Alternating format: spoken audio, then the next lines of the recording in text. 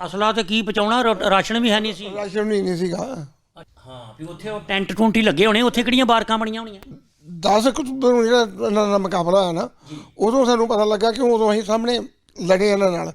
ਪੂਰਾ ਪੂਰਾ ਇੱਕ ਡਾ ਕੇ ਲੜੇ ਉਦੋਂ। ਉੱਥੇ ਉਹਨਾਂ ਦਾ ਉਦੋਂ 400 ਆਦਮੀ ਨੂੰ ਨੁਕਸਾਨ ਹੋਇਆ। 4-5 ਘੰਟਿਆਂ ਦੇ ਵਿੱਚ 400 ਤੁਸੀਂ ਮੁਕਾਤੇ। ਹਾਂਜੀ ਠੀਕ ਹੈ। ਤੇ ਉਦੋਂ ਬਾਅਦ ਫਿਰ ਸਾਡੇ ਵੀ 10 ਮਰ ਗਏ। ਅੱਛਾ, ਤੁਹਾਡੀਆਂ ਪਿੱਟਾਂ 'ਚ। ਹਾਂ ਠੀਕ ਹੈ ਜੀ। ਹਾਂ। ਅੱਛਾ, ਤੁਹਾਡੇ ਹਥਿਆਰਾਂ ਦਾ ਤੇ ਚੀਨੀ ਫੌਜ ਦੇ ਹਥਿਆਰਾਂ ਦਾ ਕੀ ਫਰਕ ਸੀ ਉਸ ਸਮੇਂ ਦੌਰਾਨ? ਤੁਹਾਡੇ ਕੋਲ ਰਫਲ ਸੀ ਵੀ ਮਤਲਬ ਮੈਗਜ਼ੀਨ ਸੀ ਕਿ ਇੱਕ ਰਫਲ ਗੋਲੀ ਪਾਓ ਤੇ ਉਹਨੂੰ ਬੁਲਟ ਮਾਰੋ ਤੇ ਫਿਰ ਗੋਲੀ ਫਾਇਰ ਕਰੋ? ਬੁਲਟ ਵਾਲੀ ਸੀਗੇ ਰਫਲ ਤੇ 3 ਨਟ ਸੀਗੇ। 3 ਨਟ ਸੀ ਜਿਹੜੀਆਂ SLR ਆਈਆਂ ਸੀ ਨਾ, ਉਹ ਉਦੋਂ ਆਈਆਂ, ਉਹ ਛੁੱਟੀਆਂ ਸੀਗੀਆਂ। ਪਰ ਸਾਡੇ ਕੋਲ ਮਤਲਬ ਕੰਮ ਗੋਲੀਆਂ ਨਹੀਂ ਸਾਡੇ ਕੋਲ। ਤੇ ਉਹ ਮੈਂ ਫਿਰ ਵੇਖਿਆ ਵੀ ਇੱਕ ਲਾਸ਼ ਪਈ ਸੀ ਸਾਡੀ। ਮੈਂ ਉਹਦੇ ਟੋਇਆ ਟਾਇਆ ਤੇ ਉਹਦੇ ਕੋਲ 5 ਰੌਂਦ ਮੈਨੂੰ ਮਿਲੇ। ਜਦੋਂ ਤੁਸੀਂ ਘੇਰੇ 'ਚ ਆ ਗਏ ਵੀ ਉਹ ਕਿਸ ਤਰ੍ਹਾਂ, ਮਤਲਬ ਘੇਰੇ ਕਿਸ ਤਰ੍ਹਾਂ ਗਏ ਤੁਸੀਂ? ਤੱਕ ਹੀ ਗਏ ਕਿ ਸਾਡੇ ਕੋਲ ਤੁਰਿਆ ਨਹੀਂ ਜਾਂਦਾ, ਬਸ ਨਾ ਲੱਤਾਂ ਕੰਮ ਕਰਦੇ, ਕੋਈ ਪੈਰ ਗਲ ਗਏ, ਕਿਸੇ ਦੇ ਕੁਛ ਹੋ ਗਿਆ। ਤੁਹਾਨੂੰ ਦੱਸਿਆ ਵੀ ਗੌਰਮੈਂਟ ਸਾਡੀ ਕਮਜ਼ੋਰ ਸੀ, ਬਸ ਹੋਰ ਕੁਝ ਨਹੀਂ। ਅਸੀਂ ਤਗੜੇ ਹਾਂ। PTN 24 ਚੈਨਲ ਵੇਖਣ ਵਾਲੇ ਸਾਰੇ ਦਰਸ਼ਕਾਂ ਨੂੰ ਮੇਰੇ ਵੱਲੋਂ ਯਾਨੀ ਬਲਵਿੰਦਰ ਸਿੰਘ ਪੱਖੋਕੇ ਵੱਲੋਂ ਆਪ ਸਭ ਨੂੰ ਸਤਿ ਸ੍ਰੀ ਅਕਾਲ, ਨਮਸਕਾਰ, ਆਦਾਬ, ਵਾਹਿਗੁਰੂ ਜੀ ਕਾ ਖਾਲਸਾ, ਵਾਹਿਗੁਰੂ ਜੀ ਕੀ ਫਤਿਹ। ਅੱਜ ਅਸੀਂ ਪਹੁੰਚੇ ਹਾਂ ਜੀ ਅੰਮ੍ਰਿਤਸਰ ਜ਼ਿਲ੍ਹੇ ਦੇ ਪਿੰਡ ਫਤਿਹਗੜ੍ਹ ਸ਼ੁਕਰ ਚੱਕ ਦੇ ਵਿੱਚ। ਇੱਥੇ ਇੱਕ ਬਜ਼ੁਰਗ ਰਹਿੰਦੇ ਨੇ, ਬਾਪੂ ਛਿੰਦਰ ਸਿੰਘ ਜੀ, ਸਨ ਆਫ ਤਾਰਾ ਸਿੰਘ ਜੀ। ਔਰ ਕਿ ਅਸੀਂ ਅੱਜ ਇਹਨਾਂ ਨਾਲ ਗੱਲ ਕਰਨ ਜਾ ਰਹੇ ਹਾਂ ਕਿਉਂਕਿ ਇਹ ਇੱਕ ਫੌਜੀ ਜਵਾਨ ਰਹੇ ਨੇ। ਫੌਜ ਦੇ ਵਿੱਚੋਂ ਇਹ ਆਏ ਨੇ ਰਿਟਾਇਰ ਹੋ ਕੇ, ਅਤੇ 1962 ਦੀ ਚਾਈਨਾ ਵਾਰ ਜਿਹੜੀ ਆ ਇਹਨਾਂ ਨੇ ਲੜੀ ਆ।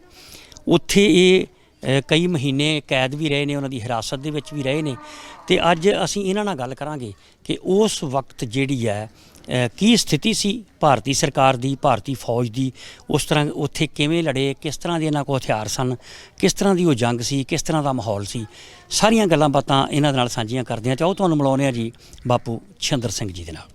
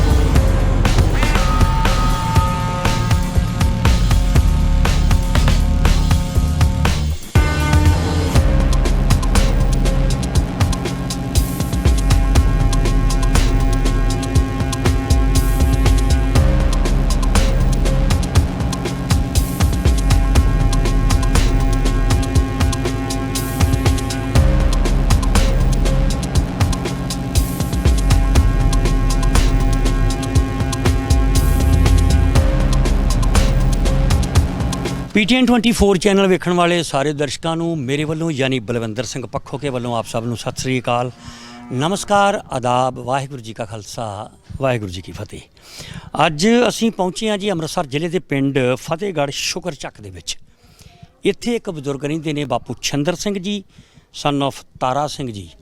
ਔਰ ਕਿ ਅਸੀਂ ਅੱਜ ਇਹਨਾਂ ਨਾਲ ਗੱਲ ਕਰਨ ਜਾ ਰਹੇ ਹਾਂ ਕਿਉਂਕਿ ਇਹ ਇੱਕ ਫੌਜੀ ਜਵਾਨ ਰਹੇ ਨੇ। ਫੌਜ ਦੇ ਵਿੱਚੋਂ ਇਹ ਆਏ ਨੇ ਰਿਟਾਇਰ ਹੋ ਕੇ, ਅਤੇ 1962 ਦੀ ਚਾਈਨਾ ਵਾਰ ਜਿਹੜੀ ਆ ਇਹਨਾਂ ਨੇ ਲੜੀ ਆ। ਉੱਥੇ ਇਹ ਕਈ ਮਹੀਨੇ ਕੈਦ ਵੀ ਰਹੇ ਨੇ, ਉਹਨਾਂ ਦੀ ਹਿਰਾਸਤ ਦੇ ਵਿੱਚ ਵੀ ਰਹੇ ਨੇ। ਅਤੇ ਅੱਜ ਅਸੀਂ ਇਹਨਾਂ ਨਾਲ ਗੱਲ ਕਰਾਂਗੇ ਕਿ ਉਸ ਵਕਤ ਜਿਹੜੀ ਹੈ ਕੀ ਸਥਿਤੀ ਸੀ ਭਾਰਤੀ ਸਰਕਾਰ ਦੀ, ਭਾਰਤੀ ਫੌਜ ਦੀ। ਉਸ ਤਰ੍ਹਾਂ ਉੱਥੇ ਕਿਵੇਂ ਲੜੇ, ਕਿਸ ਤਰ੍ਹਾਂ ਦੇ ਇਹਨਾਂ ਕੋਲ ਹਥਿਆਰ ਸਨ, ਕਿਸ ਤਰ੍ਹਾਂ ਦੀ ਉਹ ਜੰਗ ਸੀ, ਕਿਸ ਤਰ੍ਹਾਂ ਦਾ ਮਾਹੌਲ ਸੀ। ਸਾਰੀਆਂ ਗੱਲਾਂ ਬਾਤਾਂ ਇਹਨਾਂ ਦੇ ਨਾਲ ਸਾਂਝੀਆਂ ਕਰਦੇ ਹਾਂ। ਚਾਹੋ ਤੁਹਾਨੂੰ ਮਿਲਾਉਂਦੇ ਹਾਂ ਜੀ ਬਾਪੂ ਛਿੰਦਰ ਸਿੰਘ ਜੀ ਦੇ ਨਾਲ।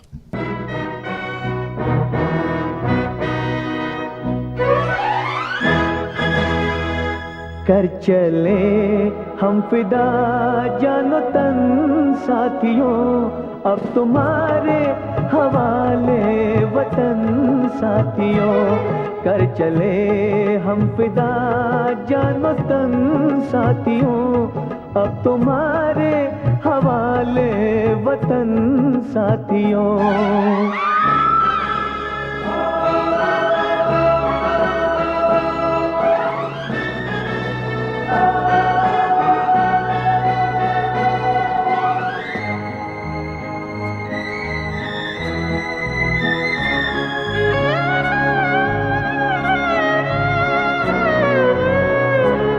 सांस थमती गई, नब्ज जमती गई, फिर भी बढ़ते कदम को न रुकने दिया।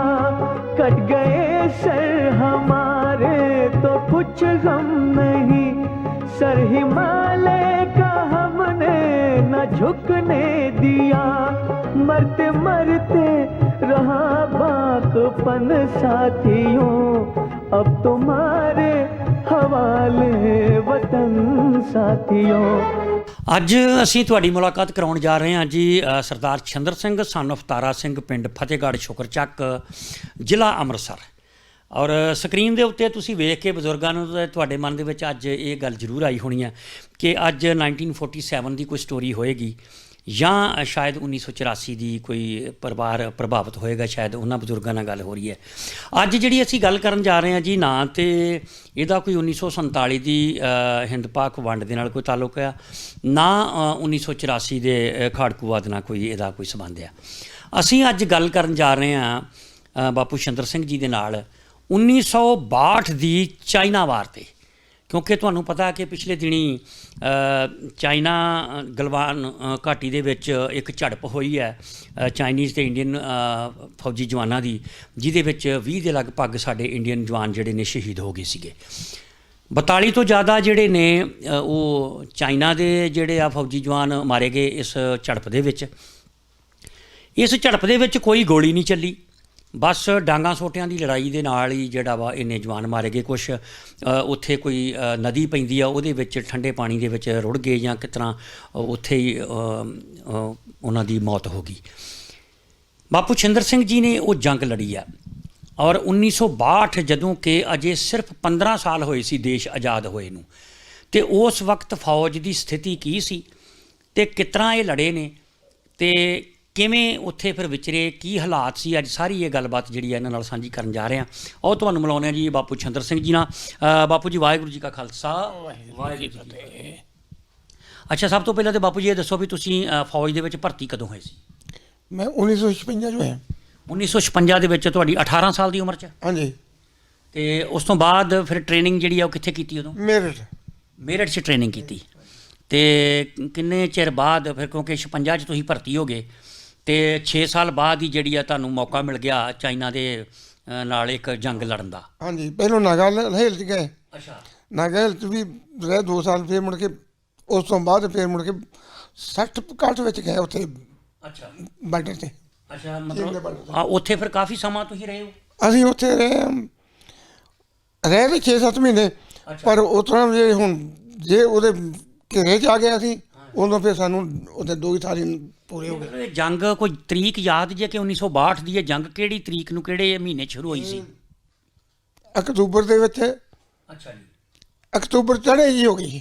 ਅੱਛਾ, ਇਹ ਹਮਲਾ ਜਿਹੜਾ ਸੀਗਾ 1962 ਦੇ ਵਿੱਚ, ਇਹ ਭਾਰਤੀ ਫੌਜਾਂ ਵੱਲੋਂ ਕੀਤਾ ਗਿਆ ਕਿ ਚਾਈਨਾ ਵੱਲੋਂ ਕੀਤਾ ਗਿਆ? ਪਹਿਲੋਂ ਤੇ ਇਹ ਜਿਹੜਾ ਹਮਲਾ ਕੀਤਾ ਨਾ, ਇਹ ਨਾ 20 ਅਕਤੂਬਰ ਨੂੰ ਕੀਤਾ, ਤੇ ਕੀਤਾ ਇਹਨਾਂ ਨੇ ਚਾਈਨਾ ਨੇ, ਔਰ ਪੂਰੇ ਬਾਰਡਰ 'ਤੇ ਕਰ ਦਿੱਤਾ। ਅੱਛਾ, ਮਤਲਬ ਇਹ ਪਹਿਲ ਜਿਹੜੀ ਹੈ ਚਾਈਨਾ ਵੱਲੋਂ ਕੀਤੀ? ਹਾਂਜੀ। ਅਤੇ ਫਿਰ ਕਿੱਡਾ ਕੁ ਵੱਡਾ ਪ੍ਰਬੰਧ ਸੀ ਭਾਰਤੀ ਫੌਜ ਵੱਲੋਂ, ਫਿਰ ਕਿਸ ਤਰ੍ਹਾਂ ਇਹਨਾਂ ਟਾਕਰੇ ਕੀਤੇ, ਤੁਸੀਂ ਕਿਵੇਂ ਲੜੇ? ਤੇ ਚੌਂਕੀ ਦੇ ਸਿਰਫ ਖਲੋਤੇ ਤਾਂ ਉਹਨਾਂ 'ਤੇ ਪੂਰੇ ਬਾਰਡਰ 'ਤੇ ਪੂਰੇ ਹਿੰਦੁਸਤਾਨ ਦੇ ਬਾਰਡਰ 'ਤੇ ਹੀ ਕਰਤਾ ਸੀ। ਅੱਛਾ। ਉਹਦਾ ਹਮਲਾ 20 ਤਰੀਕ ਨੂੰ ਉਹਨਾਂ ਕੀਤਾ ਨਾ ਜੀ, ਉਹਨਾਂ ਨੇ ਪੂਰੇ ਬਾਰਡਰ 'ਤੇ ਹੀ ਕਰ ਦਿੱਤਾ। ਮਤਲਬ ਜਿੰਨਾ ਵੀ ਚਾਈਨਾ ਦਾ ਬਾਰਡਰ ਲੱਗਦਾ ਸਾਰਾ ਹੀ ਖੋਲ੍ਹਤਾ? ਬਾਰਡਰ ਦੇ ਨਹੀਂ, ਸਾਰਾ ਹੀ ਕਰਤਾ। ਠੀਕ ਹੈ। ਹਾਂ, ਲੇਹ ਲਦਾਖ ਤੱਕ ਕਰਤਾ ਸੀ ਕਿ। ਠੀਕ। ਉਸ ਵਕਤ ਤੁਹਾਡੀ ਪੋਸਟਿੰਗ ਕਿੱਥੇ ਸੀ, ਚੌਂਕੀ ਕਿੱਥੇ ਸੀ ਤੁਹਾਡੀ, ਕੋਈ ਜਗ੍ਹਾ ਯਾਦ ਜੀ? ਥਾਂਗਲਾ ਰੇਂਜ ਸੀ। ਹਾਂਜੀ, ਥਾਂਗਲਾ ਰੇਂਜ। ਥਾਂਗਲਾ ਠੀਕ ਹੈ। ਥਾਂਗਲਾ ਰੇਂਜ ਸੀ, ਉਹ ਬਿਲਕੁਲ ਸਿੱਕਮ ਤੇ ਭੂਟਾਨ ਦੇ ਕੋਣ ਦੇ ਵਿੱਚ। ਠੀਕ ਹੈ। ਬਸ ਉੱਥੇ ਸੀ ਉਹ ਕੋਨੇ ਦੇ ਵਿੱਚ। ਤੁਹਾਡੀ ਜਿਹੜੀ ਉਸ ਚੌਂਕੀ ਦੇ ਵਿੱਚ ਕਿੰਨੇ ਜਵਾਨ ਸੀ ਤੁਸੀਂ ਉੱਥੇ? ਉੱਥੇ ਤਾਂ ਸਾਡੀ ਪਲਟਣੀ ਸੀ ਪੂਰੀ। ਹਾਂ, ਤੇ ਉਹ ਟਿਕਟਾਂ ਦੇ ਵੰਡੀ ਸੀ ਨਾ ਅਲੱਗ-ਅਲੱਗ। ਠੀਕ ਠੀਕ ਠੀਕ। ਹਾਂਜੀ। ਜਦੋਂ ਜੰਗ ਸ਼ੁਰੂ ਹੋ ਗਈ ਕਿਸ ਤਰ੍ਹਾਂ ਦੇ ਹਥਿਆਰ ਸਨ ਉਦੋਂ ਤੁਹਾਡੇ ਕੋਲ, ਤੇ ਫਿਰ ਕਿਸ ਤਰ੍ਹਾਂ ਤੁਸੀਂ ਲੜੇ? ਸਾਡੇ ਕੋਲ ਤੇ ਰਫਲਾਂ ਸੀ, ਆਟਾ ਵੀ ਨਹੀਂ ਮਿਲਦਾ, ਰੋਟੀ ਵੀ ਨਹੀਂ ਆਉਂਦੀ, ਆਟਾ ਜਹਾਜ਼ ਹੀ ਸੁੱਟ ਕੇ ਜਾਂਦਾ ਸੀ। ਮਤਲਬ ਅਸਲਾ ਤੇ ਕੀ ਪਹੁੰਚਾਉਣਾ, ਰਾਸ਼ਨ ਵੀ ਹੈ ਨਹੀਂ ਸੀ? ਰਾਸ਼ਨ ਵੀ ਨਹੀਂ ਸੀਗਾ। ਅੱਛਾ। ਹਾਂ, ਕਿਉਂ ਮੀਂਹ ਮੂੰਹ ਉੱਥੇ ਆਮ ਪੈਂਦਾ ਰਹਿੰਦਾ, ਜੇ ਬਾਹਰ ਕੋਈ ਰਹਿ ਗਿਆ ਤੇ ਭਿੱਜ ਗਿਆ, ਉਹ ਮੁੜ ਕੇ ਕੰਮ ਦਾ ਨਹੀਂ ਰਹਿੰਦਾ ਸੀ।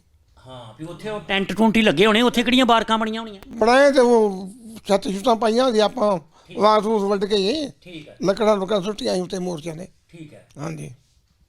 ਅੱਛਾ, ਜਦੋਂ ਹਮਲਾ ਇਹ ਕੀਤਾ ਤੇ ਕਿਸ ਤਰ੍ਹਾਂ ਫਿਰ ਇਹ ਕਿੰਨੇ ਕੁ ਲੜਾਕੇ ਨੇ ਚਾਈਨੀ ਲੋਕ ਜਿਹੜੇ ਆ, ਕਿੰਨੇ ਕੁ ਦਲੇਰ ਨੇ? ਦਲੇਰ ਤਾਂ ਸਾਨੂੰ ਉਦੋਂ ਪਹਿਲਾਂ ਸਾਡਾ 10 ਅਕਤੂਬਰ ਜਿਹੜਾ ਇਹਨਾਂ ਦਾ ਮੁਕਾਬਲਾ ਹੋਇਆ ਨਾ, ਉਦੋਂ ਸਾਨੂੰ ਪਤਾ ਲੱਗਾ ਕਿ ਉਦੋਂ ਅਸੀਂ ਸਾਹਮਣੇ ਲੜੇ ਇਹਨਾਂ ਨਾਲ, ਪੂਰਾ ਇੱਕ ਡਾ ਕੇ ਲੜੇ ਉਦੋਂ? ਡਰ ਕੇ ਲੜੇ ਆ, ਤੇ ਅਸੀਂ 4-5 ਘੰਟੇ ਲੜੇ ਆ ਪਰ ਮੈਦਾਨ ਦੇ ਵਿੱਚ। ਉੱਥੇ ਉਹਨਾਂ ਦਾ ਉਦੋਂ 400 ਆਦਮੀ ਦਾ ਨੁਕਸਾਨ ਹੋਇਆ। 4-5 ਘੰਟਿਆਂ ਦੇ ਵਿੱਚ 400 ਤੁਸੀਂ ਮੁਕਾਤੇ? ਹਾਂਜੀ। ਠੀਕ ਹੈ। ਤੇ ਉਹ ਉਦੋਂ ਬਾਅਦ ਫਿਰ ਸਾਡੇ ਵੀ 10 ਮਰ ਗਏ, 10 ਜ਼ਖਮੀ ਹੋ ਗਏ।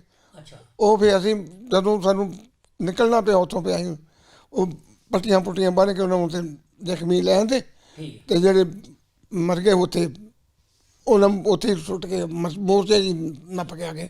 ਠੀਕ ਠੀਕ। ਹਾਂਜੀ। ਅੱਛਾ, ਇੱਕ ਗੱਲ ਵੀ ਉਸ ਸਮੇਂ 1962 ਦੇ ਵਿੱਚ ਸ਼ਾਇਦ ਅਜੇ ਦੇਸ਼ ਆਪਣਾ, ਕਿਉਂਕਿ 1947 'ਚ ਆਜ਼ਾਦ ਹੋਇਆ ਸੀਗਾ, ਤੇ ਤੁਹਾਡੇ ਕਹਿਣ ਮੁਤਾਬਕ ਚਾਈਨਾ 2 ਸਾਲ ਬਾਅਦ 'ਚ ਆਜ਼ਾਦ ਹੋਇਆ ਸਾਡੇ ਨਾਲੋਂ?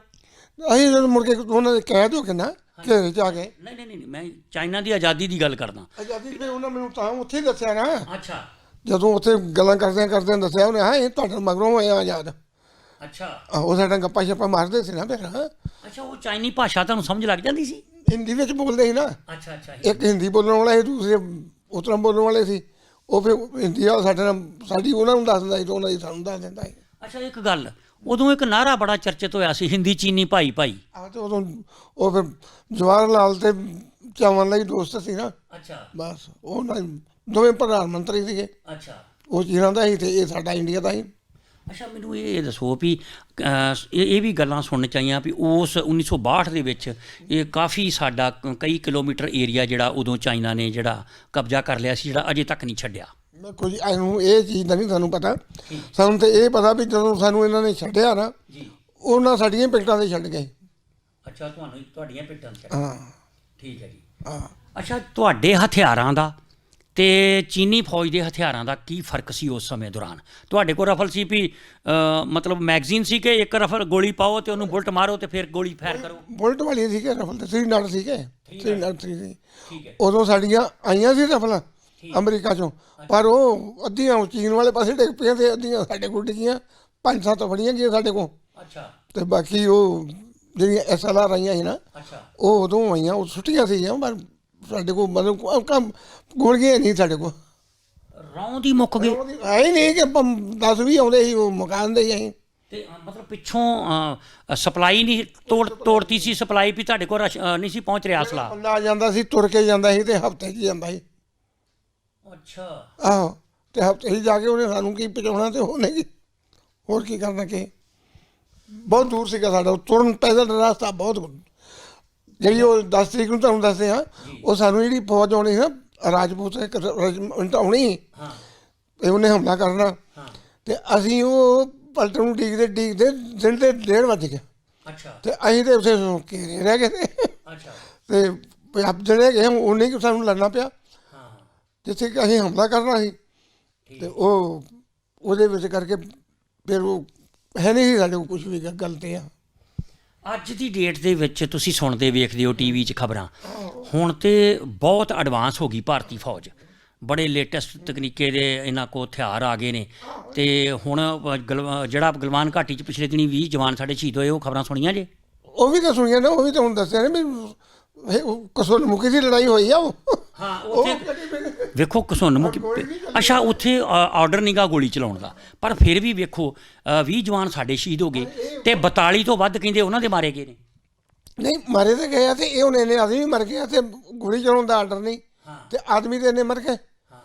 ਤੇ ਇਹ ਦੱਸੋ ਵੀ ਇਹ ਹੁਣ ਉਹਨਾਂ ਨੂੰ ਕੋਈ ਬਿਮਾਰੀ ਪਾ ਕੇ ਮਾਰਿਆ, ਉਹ ਉਤਰੇ ਮਰੇ ਆ ਨਾ, ਮਾਰੇ ਹੀ ਮਾਰੇ ਆ ਨਾ। ਹਾਂ, ਡਾਂਗ ਸੋਟੇ ਨਾਲ ਹੀ ਲੜੇ ਆ ਉੱਥੇ। ਆਹੋ ਹਾਂਜੀ ਹਾਂਜੀ। ਹਾਂ। ਮਤਲਬ ਵੇਖੋ ਵਕਤ ਕੈਸਾ ਸੀ ਵੀ ਤੁਹਾਡੇ ਕੋਲ ਜੇ ਰਫਲਾਂ ਚਲਾਉਣ ਦਾ ਉਦੋਂ ਤੁਸੀਂ ਲੜੇ ਤੇ ਤੁਹਾਡੇ ਕੋਲ ਰੌਂਦ ਨਹੀਂ ਸੀ ਪੂਰੇ। ਹੁਣ ਸਾਰੇ ਆਟੋਮੈਟਿਕ ਹਥਿਆਰ ਵੈਪਨ ਦੋਨਾਂ ਪਾਸੇ ਆ, ਉੱਥੇ ਗੋਲੀ ਚਲਾਉਣ ਦਾ ਹੁਕਮ ਨਹੀਂ ਤੇ ਕਿੰਨੇ ਜਵਾਨ ਸ਼ਹੀਦ ਹੋ ਗਏ ਨੇ। ਤੇ ਹੁਣ ਤੇ ਚਲੋ ਬੜੀ ਜ਼ਿਆਦਾ ਐਡਵਾਂਸ ਤਕਨੀਕ ਆ ਗਈ ਆ, ਬੜੇ ਬੜੇ ਖਤਰਨਾਕ ਹਥਿਆਰ ਆ ਗਏ ਨੇ। ਵੇਖੋ ਜਦੋਂ ਅਸੀਂ ਉਤਰੇ ਆਉਂਦੇ ਸਾਂ ਨਾ, ਨਿਕਲ ਕੇ ਭੱਜੇ ਸਾਂ ਵੀ ਰਾਹ ਤੇ ਸਾਨੂੰ ਕੋਈ ਲੱਭਦਾ ਨਹੀਂ, ਰਾਹ ਤੇ ਸਾਰਾ ਚੰਨੀਆਂ ਮੱਲ ਲਏ ਜੀ। ਤੇ ਉਹ ਮੈਂ ਫਿਰ ਵੇਖਿਆ ਵੀ ਇੱਕ ਲਾਸ਼ ਪਈ ਸੀ ਸਾਡੀ। ਅੱਛਾ। ਮੈਂ ਉਹਦੇ ਟੋਇਆ ਟਾਇਆ ਤੇ ਉਹਦੇ ਕੋਲ 5 ਰੌਂਦ ਮੈਨੂੰ ਮਿਲੇ। ਜਿਹੜੇ ਤੁਹਾਡੇ ਜਾਂ ਜਵਾਨ ਜਿਹੜੇ ਸ਼ਹੀਦ ਹੋਏ ਸੀ ਫਿਰ ਉਹਨਾਂ ਕੋਲ ਲੱਭ ਲੁੱਭ ਕੇ ਜ਼ਖਮੀ ਹੋਇਆ ਕਿ ਉਹ ਨਿਕਲ ਗਿਆ ਨਾਲੇ ਦੇ ਕੰਢੇ ਚਲਾ ਗਿਆ, ਅੱਛਾ। ਉੱਥੇ ਜਾ ਕੇ ਮਰ ਗਿਆ। ਹਾਂ। ਤੇ ਮੈਂ ਫਿਰ ਉਹਦੇ ਵਿੱਚ ਰੋਜ਼ ਵੇਖ ਕੇ ਤੇ ਉਹਦੇ ਰਫਲ ਚੋਂ ਰੌਂਦ ਕੱਢੇ। ਅੱਛਾ। ਮੈਂ ਆਪਣੀ ਰਫਲ ਹੀ ਉੱਥੇ ਰੱਖਦੀ, ਮੇਰੇ ਕੋਲ GF ਸੀ ਮੋਟੇ ਗਰਨੇਡ ਚਲਾਉਣ ਵਾਲੀ। ਅੱਛਾ। ਮੈਂ ਉੱਥੇ ਸੁੱਟਦੀ ਤੇ ਉਹਦੇ ਰਫਲ ਆਪ ਫੜ ਲਈ ਮੈਂ। ਅੱਛਾ। ਹਾਂ, ਉਹਦੀ ਰਫਲ ਫੜ ਕੇ ਤੇ ਰੌਂਦ ਹੀ ਦੇ ਤੇ ਉਹ ਵੀ ਚੁੱਕ ਲਈ ਹੌਲੀ ਦੀ ਉਹ ਰਫਲ। ਜਿਹੜੇ ਚਾਈਨੀਜ਼ ਲੋਕ ਜਿਸ ਤਰ੍ਹਾਂ ਉਹਨਾਂ ਦੀਆਂ ਵੀ ਲਾਸ਼ਾਂ ਵੇਖੀਆਂ ਹੋਣੀਆਂ, ਉਹਨਾਂ ਦੇ ਰੌਂਦ ਤੁਹਾਡੀਆਂ ਰਫਲਾਂ 'ਚ ਨਹੀਂ ਸੀ ਚੱਲਦੇ ਉਦੋਂ? ਨਹੀਂ ਉਹਨਾਂ ਰੌਂਦ ਛੋਟੇ ਨਿੱਕੇ ਸੀ। ਅੱਛਾ, ਉਹ ਛੋਟਾ ਰੌਂਦ ਸੀ। ਉਹ ਸ਼ਾਲਟਾਂ ਹੀ ਸੀਗੇ। 60 ਤੇ ਖੈਰ ਉਦੋਂ ਨਹੀਂ ਅਜੇ ਆਈ ਹੋਣੀ ਮੇਰੇ ਖਿਆਲ 1962। ਹੈਗੇ ਸੀ ਉਹਨਾਂ ਕੋਲ, ਸਾਰੀ ਉਹ ਸੀ ਅੱਛਾ। ਆਟੋਮੈਟਿਕ ਸੀ ਉਹਨਾਂ ਕੋਲ। ਅੱਛਾ। ਹਾਂ, ਉਹ ਸ਼ਾਲਟਾਂ। ਤੇ ਉਸ ਹਿਸਾਬ ਨਾਲ ਤੇ ਫਿਰ ਉਸ ਸਮੇਂ ਭਾਰਤੀ ਫੌਜ ਦਾ ਜ਼ਿਆਦਾ ਨੁਕਸਾਨ ਹੋਇਆ ਹੋਵੇਗਾ, ਕਿਉਂਕਿ ਜੇ ਉਹਨਾਂ ਕੋਲ ਆਟੋਮੈਟਿਕ ਹਥਿਆਰ ਸਨ। ਜਿਸ ਤਰ੍ਹਾਂ ਉਹ ਇਲਾਕਾ ਸੀ ਨਾ, ਜੰਗਲ ਇਲਾਕਾ, ਉਹਦੇ ਵਿੱਚ ਉਹ ਹਥਿਆਰ ਬਹੁਤ ਕਾਮਯਾਬ ਨੇ ਕਈ ਜਿਹੜੇ ਆਟੋਮੈਟਿਕ ਨੇ। ਆਹੋ ਹਾਂ। ਉੱਥੇ ਉਹ ਉਸ ਵਾਸਤੇ ਉਹ ਤਾਂ ਕਾਮਯਾਬ ਸੀ। ਚਲੋ ਇਸ ਤਰ੍ਹਾਂ ਬਹੁਤੀ ਲੜਾਈ ਤਾਂ ਉਹ ਜਿਹੀ ਨਹੀਂ ਹੋਈ। ਠੀਕ। ਤੇ ਇਸ ਤਰ੍ਹਾਂ ਕਰ ਜੇ ਹੁੰਦੀ ਤੇ ਫਿਰ ਤੇ ਸਾਡੀ ਗੋਲੀ ਤਾਂ ਬਹੁਤ ਦੂਰ ਤੱਕ ਮਾਰਦੀ ਹੈ, ਉਹ ਇਹਨਾਂ ਮਾਰਦੀ ਨਹੀਂ ਸੀ, ਉਹ ਤਾਂ 100 ਗਜ ਤੱਕ ਮਾਰਦੀ ਸੀ। ਤੇ ਤੁਹਾਡੀ ਰੇਂਜ ਜ਼ਿਆਦਾ ਸੀ। ਸਾਡੀ ਰੇਂਜ ਜ਼ਿਆਦਾ ਸੀ। ਅੱਛਾ, ਦੂਸਰੀ ਗੱਲ ਜਦੋਂ ਤੁਸੀਂ ਘੇਰੇ 'ਚ ਆ ਗਏ ਵੀ ਉਹ ਕਿਸ ਤਰ੍ਹਾਂ ਮਤਲਬ ਘੇਰੇ ਕਿਸ ਤਰ੍ਹਾਂ ਗਏ ਤੁਸੀਂ? ਕਈ ਤੱਕ ਹੀ ਗਏ ਕਿ ਸਾਡੇ ਕੋਲ ਤੁਰਿਆ ਨਹੀਂ ਜਾਂਦਾ, ਬਸ ਨਾ ਲੱਤਾਂ ਕੰਮ ਕਰਦੇ, ਕੋਈ ਪੈਰ ਗਲ ਗਏ, ਕਿਸੇ ਦੇ ਕੁਝ ਹੋ ਗਿਆ। 15 ਦਿਨ ਤੱਕ ਉਸ ਤਰ੍ਹਾਂ ਘੁੰਮਦੇ ਰਹੇ, 10-12 ਦਿਨ। ਅੱਛਾ। ਹਾਂ। ਕਿੰਨੇ ਜਵਾਨ ਤੁਸੀਂ ਘੇਰੇ 'ਚ ਆ ਗਏ ਸੋ ਅੰਦਾਜ਼ਨ ਕੋਈ ਯਾਦ ਜੀ? ਇਸ ਤਰ੍ਹਾਂ ਉੱਥੇ ਜਿਹੜੇ ਕੈਦ ਹੋਏ ਹਾਂਜੀ, ਉਹ ਤੇ 3000 ਦੇ ਲੱਗੇ ਸੀ। 3000 ਭਾਰਤੀ ਤਕਰੀਬਨ ਬਹੁਤੇ ਸਿੱਖ ਫੌਜੀ ਸਨ ਉਹਦੇ 'ਚ? ਨਹੀਂ ਹਾਂਜੀ, ਮਿਕਸ ਸੀਗੇ ਉਹ ਤਾਂ, ਜਿਹੜੇ ਸਾਡੇ ਸੜਕ ਬਣਾਉਣ ਵਾਲੇ ਉਹ ਜ਼ਿਆਦਾ ਸੀ ਸਗੋਂ, ਠੀਕ ਹੈ ਜੀ। ਪਨੀਗਰ ਵਾਲੇ। ਤੇ ਉਹਦੇ ਵਿੱਚ ਤੁਸੀਂ 8 ਮਹੀਨੇ ਫਿਰ ਉਹਨਾਂ ਦੀ ਹਿਰਾਸਤ 'ਚ ਰਹੇ। ਜਦੋਂ ਉਹਨਾਂ ਦੀ ਹਿਰਾਸਤ 'ਚ ਰਹੇ ਉਹ ਫਿਰ ਪੁੱਛ ਗਿੱਛ ਕਰ ਲਈ, ਤੁਹਾਨੂੰ ਇੰਟੈਰੋਗੇਟ ਵੀ ਕੀਤਾ ਗਿਆ, ਕੋਈ ਤਸ਼ੱਦਦ ਵੀ ਕੀਤਾ ਗਿਆ? ਨਹੀਂ ਕਰਦੇ ਹਾਂਜੀ। ਉਸ ਤਰ੍ਹਾਂ ਅਸੀਂ ਉਹਨਾਂ ਨੂੰ ਆਉਂਦੇ ਹਾਂ ਵੀ ਤੁਸੀਂ ਸਾਨੂੰ ਰੋਟੀਆਂ ਨਹੀਂ ਦੇ ਸਕਦੇ ਤੇ ਗੋਲੀ ਮਾਰ ਦਿਓ। ਅੱਛਾ। ਅਸੀਂ ਉਹਨਾਂ ਨੂੰ ਆਖਿਆ ਵੀ ਜੇ ਤੁਸੀਂ ਨਹੀਂ ਰਾਸ਼ਨ ਦੇ ਸਕਦੇ ਨਹੀਂ ਤਾਂ ਸਾਨੂੰ ਰੋਟੀਆਂ ਦਿਓ। ਉਦੋਂ ਇੱਕ ਦਿਨ ਦਾ ਸਾਨੂੰ ਰਾਸ਼ਨ ਆਇਆ ਜਰਮਨ 'ਚੋਂ। ਅੱਛਾ। ਉਹਨਾਂ ਦੀ ਜਿਹੜੀ ਹੁੰਦੀ ਹੈ ਕੀ ਇਹਨੂੰ ਕਹਿੰਦੇ ਆ, ਰੈੱਡ ਕਰਾਸ। Red cross. ਆਹੋ, ਉਹਨਾਂ ਨੇ ਭੇਜਿਆ ਤੇ ਅਸੀਂ ਉਹਨਾਂ ਨੂੰ ਆਖਿਆ ਵੀ ਸਾਡਾ ਆਹ ਰਾਸ਼ਨ ਦੇ। ਅੱਛਾ। ਤੇ ਉਹ ਕਹਿੰਦੇ ਇਹ ਸਾਡਾ ਰਾਸ਼ਨ ਤੇ ਤੁਹਾਡਾ ਚਾਵਲ ਹੀ ਨਹੀਂ ਸਾਡਾ ਖਾਂਦਾ। ਉਹਨਾਂ ਨੇ ਵੀ ਸਾਡਾ ਚਾਵਲ ਲਈ ਨੂੰ ਨਹੀਂ ਇਹ ਰਾਸ਼ਨ ਮਿਲਦਾ, ਤੁਹਾਨੂੰ ਕਿੱਥੋਂ ਦੇ ਦਈਏ। ਤੇ ਇੱਕੋ ਹੀ ਰੋਟੀ ਦਿੰਦੇ ਸੀ ਸਾਨੂੰ, ਉਹ ਚੌਲ ਦਿੰਦੇ ਸੀ ਤੇ ਬਜਰੀ ਜੀ ਬੜੀ ਤੂਰੂ ਕਰਨਾ ਪੈਂਦਾ ਸੀ। ਕੁਛ ਨਹੀਂ, ਬਹੁਤ ਰੋਟੀ ਬਹੁਤ ਮਾੜੀ ਮੇਰੇ ਵਾਸਤੇ। ਕਿੰਨਾ ਚਿਰ? 8 ਮਹੀਨੇ ਤੁਸੀਂ ਹਿਰਾਸਤ 'ਚ ਰਹੇ ਤੇ ਉੱਥੇ ਤੇ ਫਿਰ ਜਦੋਂ ਰੱਜ ਕੇ ਰੋਟੀ ਨਹੀਂ ਖਾਣੀ ਤੇ ਕਮਜ਼ੋਰ ਹੋ ਗਏ ਹੋਣੇ ਬੜੇ? ਮੇਰਾ ਤੇ 28 ਪੌਂਡ ਵਜਨ ਘਟ ਗਿਆ। ਅੱਛਾ। ਹਾਂ, ਤੇ ਇਹ ਦਲੇਰ ਆਦਮੀ ਦਾ ਨਹੀਂ, ਕੋਈ ਇਹੋ ਜਿਹੀ ਕਮਜ਼ੋਰੀ ਨਹੀਂ ਵੀ ਫਿਕਰ ਨਹੀਂ ਕਰਦੇ ਕਿਸੇ ਗੱਲ ਦਾ, ਤੇ ਫਿਰ ਵੀ ਇੰਨਾ ਵਜਨ ਘਟ ਗਿਆ ਸੀ। ਠੀਕ ਠੀਕ। ਅਬ ਜਦੋਂ ਰੋਟੀ ਨਹੀਂ ਰੱਜ ਕੇ ਮਿਲਣੀ ਫਿਰ ਫਰਕ ਤੇ ਉਹ ਪੈਣਾ ਹੀ ਆ। ਬਸ ਮਤਲਬ ਗੱਲ ਕੈਸੀ ਸੀ ਵੀ ਉਸ ਤੋਂ ਬਾਅਦ ਹੀ ਸ਼ਾਇਦ ਭਾਰਤੀ ਹਕੂਮਤ ਨੇ ਇਸ ਗੱਲ ਤੋਂ ਸਬਕ ਲਿਆ ਕਿ ਆਪਣੀਆਂ ਜਿਹੜੀਆਂ ਹੱਦਾਂ ਸਰਹੱਦਾਂ ਦੀ ਰਾਖੀ ਕਰਨ ਦੇ ਲਈ ਸਾਨੂੰ ਡਿਫੈਂਸ ਦਾ ਬਜਟ ਵਧਾਇਆ ਇਹਨਾਂ ਨੇ। ਫਿਰ ਉਹਦੇ ਵਿੱਚ ਕਾਫੀ ਵੈਪਨਸ ਹੈ। ਉਦੋਂ ਹੈਲੀਕਾਪਟਰ ਵਗੈਰਾ, ਹਵਾਈ ਜਹਾਜ਼ ਉਹ ਵੀ ਹੈਗੇ? ਹੈਲੀਕਾਪਟਰ ਤਾਂ ਹੈਗੇ ਸੀ। ਹੈਲੀਕਾਪਟਰ ਸਾਡੀ ਪਿੰਡ ਤੇ ਨਹੀਂ ਚੱਲਿਆ ਮੁੜ ਕੇ, ਤੇ ਉਹ ਵਿੱਚ ਇੰਨੀਆਂ ਨੇ ਆ ਕੇ ਕਬਜ਼ਾ ਕੀਤਾ ਉੱਤੇ।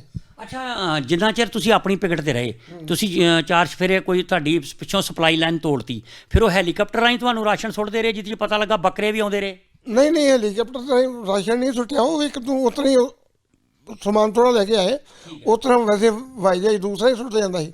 ਠੀਕ ਹੈ। ਉਹ ਛਤਰੀ ਨਾਲ ਵੀ ਸੁੱਟ ਜਾਂਦਾ ਸੀ ਜਿਹੜਾ ਉਸ ਤਰ੍ਹਾਂ ਸੁੱਟਣ ਵਾਲਾ ਵਾ, ਤੇ ਬਾਕੀ ਆਟੇ ਦੀਆਂ 3-4 ਬੋਰੀਆਂ ਪਾ ਕੇ ਤੇ ਸੁੱਟ ਦਿੰਦੇ ਸੀ 20 ਕਿਲੋ ਆਟਾ ਪਾ ਕੇ ਵਿੱਚ। ਅੱਛਾ। ਉਹ ਫਿਰ ਫੜ ਕੇ ਉਹਦੇ ਨਾਲ ਹੀ ਰੋਟੀ ਰਾਟੀ ਪਕਾ ਕੇ ਟਾਈਮ ਪਾਸ ਕੇ ਮਤਲਬ ਬਚ ਜਾਂਦਾ ਸੀ ਆਟਾ। ਇੱਕ ਅੱਧੀ ਬੋਰੀ ਉੱਥੇ ਪਾ ਜਾਂਦਾ, ਖਿਲਰ ਜਾਂਦਾ ਨਾ, ਉਹ ਫਿਰ 4-4 ਬੋਰੀਆਂ ਪਾ ਕੇ ਤੇ ਫਿਰ ਸੁੱਟਦੇ ਸੀ। ਮਤਲਬ ਉਸ ਉਸ ਵਕਤ ਕਿਉਂਕਿ ਨਾ ਹੁਣ ਤੇ ਸੜਕਾਂ ਬਣ ਗਈਆਂ ਨੇ ਚਾਈਨਾ ਬਾਰਡਰ ਤੱਕ। ਹਾਂਜੀ ਹੁਣ ਤਾਂ ਬਣ ਗਈਆਂ। ਤੇ ਉਦੋਂ ਤੇ ਤੁਹਾਨੂੰ ਦੱਸਿਆ ਵੀ ਅਸੀਂ ਆਪਣੀ ਟਿਕਟ ਤੇ ਹੀ ਜਾਂਦੇ ਹਾਂ ਤੇ 8 ਦਿਨ ਲੱਗਦੇ ਸੀ ਤੁਰ ਕੇ ਜਾਣਾ। ਟਿਕਟ ਤੱਕ ਪਹੁੰਚਣ ਲਈ 8 ਦਿਨ ਲੱਗਦੇ ਸੀ ਲੱਗਦੇ ਸੀ ਹਾਂ। ਤੇ ਹੋਰ ਤੇ ਠੰਡ ਵੀ ਬੇਹੱਦ ਹੋਣੀ। ਛੱਡ ਕੇ ਵੀ ਪਹਾੜ ਚੜ੍ਹਦੇ ਜੋ ਮੁੜ ਕੇ ਐ ਨੂੰ ਮੁੜ ਤੋਂ 2 ਮੋੜ ਮੁੜੋ ਤੇ ਜਨ ਮੁੱਕ ਜਾਂਦਾ। ਉਹਦੇ ਰਾਹ ਵੀ ਤੇ ਇੱਥੋਂ ਆ ਨਾ ਐ ਨੂੰ ਐਵੇਂ ਬਸ ਸੱਪ ਵਾਂਗੂ ਤੁਰਨਾ ਵਾ। ਹਾਂਜੀ ਹਾਂਜੀ ਤੇ ਉਹ ਇੱਕ ਪਹਾੜ ਵੇਖੀ ਤੇ ਉੱਥੇ ਹੀ 10 ਮੀਲ ਹੋ ਜਾਂਦਾ ਸੀ। ਤੇ ਉਹ ਚੜ੍ਹਨੇ ਵੀ ਤੇ ਕਿਹੜਾ ਕਿ ਬੈਠਕਾਂ ਕੱਢੀਆਂ ਹੁੰਦੀਆਂ ਇੰਨਾ ਪੌੜੀਆਂ ਹੀ ਚੜ੍ਹਨੀਆਂ ਹੁੰਦੀਆਂ ਨੇ। ਜਦੋਂ 8 ਮਹੀਨੇ ਬਾਅਦ ਤੁਸੀਂ ਉਹਨਾਂ ਦੀ ਚਾਈਨਾ ਦੀ ਹਿਰਾਸਤ ਦੇ ਵਿੱਚੋਂ ਤੁਹਾਨੂੰ ਉਹਨਾਂ ਰਿਹਾ ਕੀਤਾ ਤੇ ਤੁਹਾਨੂੰ ਫਿਰ ਭਾਰਤੀ ਫੌਜ ਵਾਲਿਆਂ ਨੇ ਅੱਗੋਂ ਰਿਸੀਵ ਕੀਤਾ ਤੇ ਫਿਰ ਕਿਸ ਤਰ੍ਹਾਂ ਤੁਸੀਂ ਉੱਥੋਂ ਵਾਪਸ ਆਏ? ਨਹੀਂ ਉਹਨਾਂ ਨੇ ਆਖਿਆ ਵੀ ਤੁਹਾਨੂੰ ਅਸੀਂ ਕੈਂਪ 'ਤੇ ਛੱਡ ਜਾਂਦੇ ਹਾਂ। ਅੱਛਾ ਉਹਨਾਂ ਆਖਿਆ ਵੀ ਤੁਹਾਡੇ ਅਸੀਂ ਕੈਂਪ 'ਤੇ ਛੱਡ ਆਉਣੇ ਆ। ਠੀਕ ਹੈ। ਵੀ ਉਹਨਾਂ ਦੀਆਂ ਗੱਡੀਆਂ ਆਈਆਂ ਉਹਨਾਂ ਨੇ ਆਖਿਆ ਵੀ ਸਾਡੇ ਤੇ ਲੈਂਦੇ ਨਹੀਂ ਸੀ ਅਜੇ। ਅੱਛਾ ਸਾਡੀ ਗੌਰਮੈਂਟ ਇੰਨੀ ਤਗੜੀ ਸੀ ਵੀ ਨਹੀਂ ਅਜੇ ਨਹੀਂ ਅਸੀਂ ਲੈਣੇ ਅਜੇ ਸਾਨੂੰ ਸੜਕ ਬਣਾ ਲੈਣ ਦਿਓ ਇਹ ਸਾਨੂੰ 6-7 ਮਹੀਨੇ ਲੱਗ ਜਾਣੇ ਆ। ਅੱਛਾ ਤੇ ਫਿਰ ਉਹਨਾਂ ਨੇ ਆਖਿਆ ਵੀ ਅਸੀਂ ਛੱਡ ਕੇ ਜਾਣੇ ਤੁਸੀਂ ਦੱਸੋ ਕਿੱਥੇ ਲੈਣੇ ਆ। ਅੱਛਾ ਹਾਂ ਤੇ ਉੱਥੋਂ ਫਿਰ ਤੁਹਾਨੂੰ 에ਅਰਲਿਫਟ ਕੀਤਾ ਗਿਆ ਹੈਲੀਕਾਪਟਰ ਰਾਹੀਂ? ਨਹੀਂ ਹਾਂਜੀ ਉੱਥੋਂ ਗੱਡੀਆਂ ਟਰੱਕ ਲੈ ਕੇ ਆਏ ਉਹ ਆਪਣੇ ਵੱਡੇ। ਨਹੀਂ ਰਾਹ ਵਾਲੇ ਕਹਿੰਦੇ ਵੀ ਰਾਹ ਹੈ ਨਹੀਂ ਸੀ ਪੈਦਲ ਜਾਣਾ ਪੈਂਦਾ ਸੀ। ਬਣਾ ਲਿਆ ਨਾ। ਅੱਛਾ ਉਹ ਰਾਹ ਇਸ ਤਰ੍ਹਾਂ ਥੋੜ੍ਹਾ ਬਣਾਉਂਦੇ ਸੀ ਉਹ ਪਿੰਡਾਂ 'ਚ ਵਜਾਉਂਦੇ ਸੀ ਸਪੀਕਰ ਸ਼ਾਮ ਨੂੰ ਵੀ ਸਵੇਰੇ ਬੰਦੇ ਸਾਰੇ ਸੜਕ 'ਤੇ ਹੋਣਗੇ। ਠੀਕ ਠੀਕ ਤੇ ਉਹ ਤੇ ਉਹਨਾਂ ਨੂੰ ਜਿੰਨੇ ਪਬਲਿਕ ਸਾਰੀ ਨੂੰ ਘੇਰ ਕੇ ਲੈ ਆਉਂਦੇ ਉਹ ਬੜਾ ਗੁਲਾਮ ਰੱਖਿਆ ਉਹਨਾਂ ਪਬਲਿਕ ਉਸ ਨੂੰ ਕਿ ਠੀਕ ਠੀਕ ਐਸੇ ਬੰਦੇ ਥੋੜ੍ਹੇ ਪਰ ਜਿੰਨੇ ਵੀ ਹੈਗੇ ਸਾਰੇ ਉੱਥੇ ਆ ਜਾਂਦੇ ਸੜਕ 'ਤੇ। ਠੀਕ ਠੀਕ ਹਾਂ ਤੇ ਉਹ ਉਹਨਾਂ ਦੇ 8 ਦਿਨਾਂ ਸੜਕ ਬਣਾਤੀ। ਠੀਕ ਉੱਥੋਂ ਫਿਰ ਤੁਸੀਂ ਮਤਲਬ ਉਸ ਜੰਗ ਦੌਰਾਨ ਕਿਤੇ ਜ਼ਖਮੀ ਤਾਂ ਨਹੀਂ ਹੋਏ ਜਾਂ ਕਿਸ ਤਰ੍ਹਾਂ ਫਿਰ ਨਹੀਂ ਉਸ ਤਰ੍ਹਾਂ ਅਸੀਂ ਪਹਾੜ ਤੋਂ ਡਿੱਗਾ ਮੈਨੂੰ ਸੱਟ ਲੱਗੀ ਬਾਂਹ ਨੂੰ। ਅੱਛਾ ਮੇਰੀ ਬਾਂਹ ਟੁੱਟ ਗਈ ਸੀ ਅੱਛਾ ਤੇ ਉਹ ਫਿਰ ਉਸ ਤੋਂ ਬਾਅਦ ਫਿਰ ਤੁਸੀਂ ਕੈਟਾਗਰੀ ਪੈਨਸ਼ਨ ਆ ਗਈ? ਕੈਟਾਗਰੀ ਫਿਰ ਇਹਨਾਂ ਡਾਕਟਰਾਂ ਨੇ ਆਖਿਆ ਹਾਂਜੀ ਜਦੋਂ ਅਸੀਂ ਆ ਕੇ ਉਹਨਾਂ ਨੂੰ ਦੱਸਿਆ ਵੀ ਇਲਾਜ ਕਰੋ ਉਹ ਕਹਿੰਦੇ ਵੀ ਹੁਣ ਨਹੀਂ ਇਲਾਜ ਇਹਦਾ ਹੋਣਾ ਤੇ ਜਦੋਂ ਇਲਾਜ ਹੋਣ ਦਾ ਟਾਈਮ ਸੀ ਉਦੋਂ ਘੇਰੇ 'ਚ ਆ ਗਿਆ। ਹਾਂ ਤੇ ਉੱਥੇ 8 ਮਹੀਨੇ 8 ਮਹੀਨੇ ਉੱਥੇ ਟੁੱਟੀ ਬਾਂਹ ਨਾਲ ਹੀ ਰਹੇ? ਤੇ ਰਹਿਣਾ ਹੀ ਸੀ ਨਾ ਹੋਰ ਕੀ ਕਰਨਾ ਸੀ। ਦਿਨ ਜੋੜ ਜਾੜ ਪੈ ਗਿਆ ਕਿ ਮਾੜਾ ਮੋਟਾ ਉੱਥੇ ਅੱਛਾ ਆਪੇ ਇਸ ਤਰ੍ਹਾਂ ਬੰਨ ਛੱਡਣੀ? ਆ ਬੰਨੀ ਬੁਨੀ ਥੋੜਾ ਕੁ ਦਿਨ ਮੁੜ ਕੇ ਨਹੀਂ ਬੱਦੀ ਬੁੱਧੀ ਫਿਰ ਠੀਕ ਰਹੀ ਵੀ ਕਿਹੜਾ ਵੀ ਉੱਥੇ ਗੋਡੀ ਕਰਨੀ ਵੀ ਵਿਹਲੇ ਬਹਿਣਾ ਹੀ ਸੀਗੇ। ਠੀਕ ਹਾਂ ਬਾਪੂ ਛਿੰਦਰ ਸਿੰਘ ਜੀ ਦੇ ਨਾਲ ਕੁਛ 1962 ਦੀ ਚਾਈਨਾ ਵਾਰ ਦੀਆਂ ਕੁਛ ਗੱਲਾਂ ਅਸੀਂ ਸਾਂਝੀਆਂ ਕਰ ਰਹੇ ਹਾਂ ਔਰ ਕਿਤੇ ਨਾ ਕਿਤੇ ਸੀ ਵੀ ਦੇਸ਼ ਅਜੇ ਉਦੋਂ ਤੱਕ ਆਪਣੇ ਪੂਰੇ ਪੈਰਾਂ 'ਤੇ ਨਹੀਂ ਸੀ ਖੜ੍ਹਾ ਤੇ ਫਿਰ ਵੀ ਜਿਹੜੀ ਦਲੇਰੀ ਤੇ ਜੁਰਤ ਖੂਨ 'ਚ ਹੁੰਦੀ ਹੈ ਕਿਉਂਕਿ ਜੰਗਾਂ ਜਜ਼ਬਿਆਂ ਦੇ ਨਾਲ ਲੜੀਆਂ ਜਾਂਦੀਆਂ ਨੇ। ਕਿਸੇ ਵੇਲੇ ਬੜੇ ਕੀਮਤੀ ਤੇ ਬੜੇ ਆਟੋਮੈਟਿਕ ਹਥਿਆਰ ਵੀ ਚਲਾਉਣ ਲਈ ਜਿਹੜਾ ਜੋਸ਼ ਜਿਹੜਾ ਜਜ਼ਬਾ ਚਾਹੀਦਾ ਉਹ ਬਹੁਤ ਜ਼ਰੂਰੀ ਆ। ਨਹੀਂ ਤੇ ਜਦੋਂ ਪਤਾ ਹੋਵੇ ਸੀਨੇ ਵਿੱਚ ਛੇਕ ਪੈਣਗੇ ਉਦੋਂ ਜੰਗ ਜਾਣ ਵਾਲੇ ਬੰਦੇ ਆਮ ਨਹੀਂ ਹੁੰਦੇ। ਇਹ ਗੱਲ ਸੱਚੀ ਹੈ ਕਿ ਉਦੋਂ ਬੜੀ ਜੁਰਤ ਵਾਲੇ ਲੋਕ ਸਾਹਮਣੇ ਮੌਤ ਦੇ ਨਾਲ ਅੱਖਾਂ 'ਚ ਅੱਖਾਂ ਪਾ ਕੇ ਲੜਨ ਵਾਲੇ ਇਹ ਬਾਪੂ ਛਿੰਦਰ ਸਿੰਘ ਹੋਣੀ ਜਿਹੜੀ ਬਾਅਦ 'ਚ ਉੱਥੇ ਪਹਾੜ ਤੋਂ ਡਿੱਗ ਕੇ ਸੱਟ ਲੱਗੀ ਕੈਟਾਗਰੀ ਪੈਨਸ਼ਨ ਵੀ ਅੱਜ ਵੀ ਪੈਨਸ਼ਨ ਇਹਨਾਂ ਨੂੰ ਮਿਲ ਰਹੀ ਹੈ ਸਰਕਾਰ ਵੱਲੋਂ। ਤੇ ਕੁਛ ਕੋਈ ਐਸੀ ਖਾਸ ਗੱਲ ਜਿਹੜੀ ਕੋਈ ਯਾਦ ਹੋਵੇ ਜਿਹੜੀ ਤੁਸੀਂ ਸਾਡੇ ਨਾਲ ਸਾਂਝੀ ਕਰਨੀ ਚਾਹੋ ਉਸ ਵਕਤ ਜਿਹੜੀ? ਤੁਹਾਨੂੰ ਦੱਸਿਆ ਵੀ ਗੌਰਮੈਂਟ ਸਾਡੀ ਕਮਜ਼ੋਰ ਸੀ ਬਸ ਹੋਰ ਕੁਝ ਨਹੀਂ ਅਸੀਂ ਤਗੜੇ ਹਾਂ। ਠੀਕ ਹੈ ਤੇ ਬਸ ਆਹ ਕਮਜ਼ੋਰੀ ਸੀ ਸਾਡੇ ਕੋਲ ਨਹੀਂ ਤੇ ਅਸੀਂ ਉਦੋਂ ਨਾ ਭਜਦੇ ਤੇ ਨਾ ਅਸੀਂ ਗੱਲ ਹੁੰਦੀ ਸੀ ਬਸ। ਮਤਲਬ ਇਹ ਗੱਲ ਕਾਬਲੇ ਗੌਰ ਹੈ ਜੀ ਕਿ ਸਾਡੇ ਜਜ਼ਬੇ 'ਚ ਕੋਈ ਕਮੀ ਨਹੀਂ ਸੀ ਸਾਡੀ ਦਲੇਰੀ 'ਚ ਕੋਈ ਕਮੀ ਨਹੀਂ ਸੀ ਕਮਜ਼ੋਰ ਸੀ ਤੇ ਉਸ ਵਕਤ ਦੀ ਭਾਰਤੀ ਸਰਕਾਰ ਇਹ ਫੈਸਲੇ ਬਾਅਦ ਦੇ ਵਿੱਚ ਲਏ ਗਏ ਨੇ ਡਿਫੈਂਸ ਦੇ ਬਜਟ ਵਧਾਏ ਗਏ। ਰਾਸ਼ਨ ਨਹੀਂ ਪਹੁੰਚਾ ਸਕਦੇ ਕੁਝ ਚੀਜ਼ ਸਪਲਾਈ ਨਹੀਂ ਕਰ ਸਕਦੇ ਲੜਾਈ ਕਰਦੀ ਉੱਥੇ। ਬਿਲਕੁਲ ਠੀਕ ਮਤਲਬ ਵੀ ਜੇ ਆਪਣੇ ਤੁਸੀਂ ਜਵਾਨ ਨੂੰ ਰੋਟੀ ਨਹੀਂ ਪਹੁੰਚਾ ਸਕੇ ਉਹਨੂੰ ਤੁਸੀਂ ਰੌਂਦ ਤੇ ਉਹਨੂੰ ਅਸਲਾ ਨਹੀਂ ਪਹੁੰਚਾ ਸਕੇ ਤੇ ਫਿਰ ਕਾਹਦੀ ਲੜਾਈ ਆ? ਫਿਰ ਵੀ ਤੁਸੀਂ ਆਪਣੇ ਜਜ਼ਬੇ ਦੇ ਨਾਲ ਹਿੱਕ ਡਾ ਕੇ ਲੜੇ। 8 ਮਹੀਨੇ ਚਾਈਨਾ ਦੀ ਹਿਰਾਸਤ ਦੇ ਵਿੱਚ ਰਹੇ ਨੇ 3000 ਦੇ ਕਰੀਬ ਇਹ ਜਵਾਨ ਜਿਨ੍ਹਾਂ ਨੂੰ ਫਿਰ ਉੱਥੋਂ ਰਿਹਾ ਕੀਤਾ ਗਿਆ। ਉਸ ਹਿਰਾਸਤ ਦੇ ਦੌਰਾਨ ਉਹਨਾਂ ਦਾ ਰਵੱਈਆ ਤੁਹਾਡੇ ਨਾਲ ਕਿਸ ਤਰ੍ਹਾਂ ਦਾ ਸੀਗਾ ਜਿਹੜੇ ਚਾਈਨੀਜ਼ ਉਹਨਾਂ ਦੇ ਆਰਮੀ ਅਫਸਰ ਸੀਗੇ ਜਾਂ ਉਹਨਾਂ ਦੇ ਅਧਿਕਾਰੀ ਸੀ? ਦੇਖੋ ਜੀ ਅਫਸਰ ਤੇ ਉਹਨਾਂ ਦੇ ਜਿਹੜੇ ਆ ਨਾ ਅਫਸਰ ਜ਼ਿਆਦਾ ਹੁੰਦੇ ਉਹਨਾਂ ਦੀ ਰੈਂਕ ਇਹੋ ਜਿਹਾ ਵੀ ਉਹਨਾਂ ਜੇਸੂ ਰੈਂਕ ਨਹੀਂ ਹੈਗਾ। ਠੀਕ ਹੈ ਤੇ ਉਹ ਸਿੱਧਾ ਅਫਸਰ ਹੀ ਬਣਾਉਂਦੇ ਆ ਤੇ ਉਸ ਤਰ੍ਹਾਂ ਇਹ ਵੀ ਸਾਡੇ ਨਾਲ ਫਿਰ ਉਹਨਾਂ ਨੇ ਕੀ ਕਰਨਾ ਸੀਗਾ ਅਸੀਂ ਤੇ ਉਹਨਾਂ ਨੂੰ ਸਿੱਧੀ ਗੱਲ ਦੇ ਵੀ ਤੁਸੀਂ ਰੋਟੀਆਂ ਨਹੀਂ ਦੇ ਸਕਦੇ ਤੇ ਕਿਉਂ ਰੱਖਿਆ ਸਾਨੂੰ ਤੇ ਉਹ ਹੋਰ ਕੀ ਬਸ ਇਹੋ ਜ਼ਿਆਦਾ ਤਕਲੀਫ ਉੱਥੇ ਵੀ ਸਾਨੂੰ ਤਕਲੀਫ ਹੀ ਰਹੀ। ਤੁਹਾਨੂੰ ਦੱਸਿਆ ਨਾ ਵੀ ਇੰਨਾ ਸਾਡਾ ਵਜਨ ਹੀ ਘਟ ਗਿਆ 8 ਮਹੀਨਿਆਂ ਵਿੱਚ ਹੀ। ਹਾਂ ਵੇਖੋ ਜੀ, ਜਦੋਂ ਦੋ ਨੇਸ਼ਨ ਲੜੇ, ਦੋ ਦੁਸ਼ਮਣ ਦੇਸ਼ ਲੜੇ, ਤੇ ਉੱਥੇ ਵੀ ਇੱਕ ਅਸੂਲ ਸੀ ਵੀ ਇਹ ਗ੍ਰਿਫਤਾਰ ਕਰ ਲਏ ਗਏ ਨੇ, ਮਾੜੀ ਚੰਗੀ ਰੋਟੀ ਦਿੰਦੇ ਰਹੇ ਨੇ, ਫੇਰ ਸਮਾਂ ਆਉਣ ਤੇ ਇਹਨਾਂ ਨੂੰ ਰਿਹਾ ਕਰ ਦਿੱਤਾ। ਕੋਈ ਇਹਨਾਂ ਨਾਲ ਕੋਈ ਮਾੜਾ ਲਫ਼ਜ਼ ਨਹੀਂ ਵਰਤਿਆ, ਕੋਈ ਇਹਨਾਂ ਨੂੰ ਉੱਥੇ ਟੌਰਚਰ ਨਹੀਂ ਕੀਤਾ। ਤੇ ਇੱਕ ਵਕਤ ਸੀ, ਫਿਰ ਮੈਨੂੰ ਉਹ ਗੱਲ ਕਰਨੀ ਪੈ ਜਾਂਦੀ ਹੈ ਕਿ ਆਪਣਿਆਂ ਨੇ ਆਪਣਿਆਂ ਦੀਆਂ ਲਾਸ਼ਾਂ ਵੀ ਨਹੀਂ ਦਿੱਤੀਆਂ। ਇੱਥੇ ਕਾਰਗਿਲ ਦੀ ਜੰਗ ਦੇ ਵਿੱਚ ਉਹ ਘੁਸਪੈਠੀਏ ਜਿਹੜੇ ਉੱਤੇ ਮਾਰੇ ਗਏ ਪਹਾੜਾਂ ਦੇ ਉੱਤੇ, ਉਹਨਾਂ ਦੀਆਂ ਲਾਸ਼ਾਂ ਵੀ ਜਿਹੜੀਆਂ ਵਾਪਸ ਪਾਕਿਸਤਾਨ ਨੂੰ ਕਰ ਦਿੱਤੀਆਂ ਗਈਆਂ ਸੀ। ਇਹ ਸੀ ਉਸ ਵਕਤ ਦੇ ਕੁਛ ਅਫਸਰਾਂ ਦੇ, ਕੁਛ ਜਿਹੜੇ ਹੈਗੇ ਸੀ ਅਫਸਰ, ਉਹਨਾਂ ਦੇ ਅਸੂਲ, ਉਸ ਸਮੇਂ ਲਏ ਗਏ ਫੈਸਲੇ। ਔਰ ਇੱਥੇ 1984 ਦੇ ਵਿੱਚ ਸਾਡੇ ਆਪਣੇ ਜਜ਼ਬਾਤਾਂ 'ਚ ਆ ਕੇ ਜਿਹੜੇ ਉਦੋਂ ਗੁਰੂ ਸਾਹਿਬ ਤੇ ਹਰਿਮੰਦਰ ਸਾਹਿਬ ਤੇ ਹੋਏ ਹਮਲੇ ਦੌਰਾਨ ਜਿਹੜੇ ਗੁੱਸੇ ਰੋਹ 'ਚ ਆ ਕੇ ਬਾਗੀ ਹੋਏ ਨੌਜਵਾਨ, ਉਹਨਾਂ ਦੀਆਂ ਲਾਸ਼ਾਂ ਤੱਕ ਨਹੀਂ ਦਿੱਤੀਆਂ ਗਈਆਂ। ਤੇ ਫਿਰ ਅਸੂਲ ਦੀ ਜੰਗ ਤੇ ਨਾ ਹੋਈ। ਕਿਤੇ ਨਾ ਕਿਤੇ ਸ਼ਰਮ ਤੇ ਇਸ ਗੱਲ ਦੀ ਆਉਂਦੀ ਹੋਏਗੀ ਵੀ ਪਾਕਿਸਤਾਨ ਨਾਲ ਜੰਗ ਲੱਗੀ, 1 ਲੱਖ ਬੰਦਾ ਉਹਨਾਂ ਦਾ ਗ੍ਰਿਫਤਾਰ ਕਰ ਲਿਆ ਗਿਆ 1971 ਦੀ ਜੰਗ ਦੇ ਵਿੱਚ, ਤੇ ਕਿਸੇ ਦਾ ਕੋਈ ਨੁਕਸਾਨ ਨਹੀਂ ਕੀਤਾ, ਸਾਰੇ ਦੇ ਸਾਰੇ ਵਾਪਸ ਕੀਤੇ ਗਏ। ਚਾਈਨਾ ਵਾਰ ਦੇ ਵਿੱਚ ਇਹ 8 ਮਹੀਨੇ 3000 ਜਵਾਨ ਉੱਥੇ ਉਹਨਾਂ ਦੀ ਹਿਰਾਸਤ 'ਚ ਰਹੇ, ਇਹ ਵੀ ਵਾਪਸ ਆ ਗਏ। ਤੇ ਸਾਡੇ ਪਤਾ ਨਹੀਂ ਕਦੋਂ ਗ੍ਰਿਫਤਾਰ ਕੀਤੇ ਤੇ ਕਿੱਥੇ ਰੋੜੇ ਤੇ ਕਿੱਥੇ ਮਾਰੇ ਤੇ ਕੀ ਉਹਨਾਂ ਦਾ ਕੀਤਾ, ਕੱਖ ਨਹੀਂ ਕੀਤਾ। ਇਹ ਅਫਸਰ ਇਹ ਉਸ ਘਟਨਾਵਾਂ ਦੇ ਨਾਲ ਆਪਣੇ ਆਪ ਨੂੰ ਕੰਪੈਰੀਜ਼ਨ ਕਰਿਓ ਵੀ ਕਿੱਥੇ ਖੜੇ ਹੋ ਤੁਸੀਂ।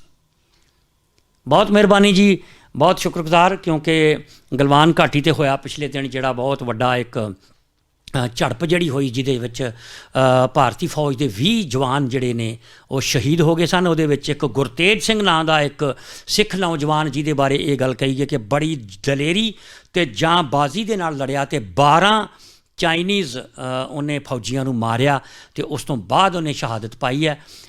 ਯੋਧੇ ਅੱਜ ਵੀ ਮਾਵਾਂ ਜੰਮਦੀਆਂ ਨੇ, ਦੇਸ਼ ਦੀ ਰੱਖਿਆ ਕਰਨ ਦਾ, ਧਰਮ ਕੌਮ ਦੀ ਰੱਖਿਆ ਕਰਨ ਵਾਲੇ ਅੱਜ ਵੀ ਉਹ ਜਜ਼ਬੇ ਤੇ ਜੋਸ਼ ਵਾਲੇ ਜਵਾਨ ਹੈਗੇ ਨੇ। ਬਸ ਲੋੜ ਆ ਉਹਨਾਂ ਦੇ ਇਸ ਜਜ਼ਬੇ ਨੂੰ ਚੈਨਲਾਈਜ਼ ਕਰਨ ਦੀ। ਪਰ ਜਿੱਥੇ ਕਿਤੇ ਇਹ ਗਲਤੀਆਂ ਸਰਕਾਰਾਂ ਹਕੂਮਤਾਂ ਕਰ ਜਾਂਦੀਆਂ ਨੇ, ਫਿਰ ਉਹ ਵੀ ਖਿਮਿਆਜੇ ਭੁਗਤਦੀਆਂ ਨੇ। ਬਹੁਤ ਮਿਹਰਬਾਨੀ, ਬਹੁਤ ਸ਼ੁਕਰੀਆ ਜੀ। ਇਸੇ ਤਰ੍ਹਾਂ ਦੇ ਕਿਤੇ ਹੋਰ ਵੀ ਸਾਨੂੰ ਕੋਈ ਫੌਜੀ ਜਵਾਨ ਮਿਲੇ ਜਿਨ੍ਹਾਂ ਨੇ 1962 ਜਾਂ 65 ਦੀ ਜੰਗ ਲੜੀ ਹੈ, ਤੇ ਉਹਨਾਂ ਦੇ ਨਾਲ ਤੁਹਾਡੀ ਮੁਲਾਕਾਤ ਜ਼ਰੂਰ ਕਰਵਾਵਾਂਗੇ।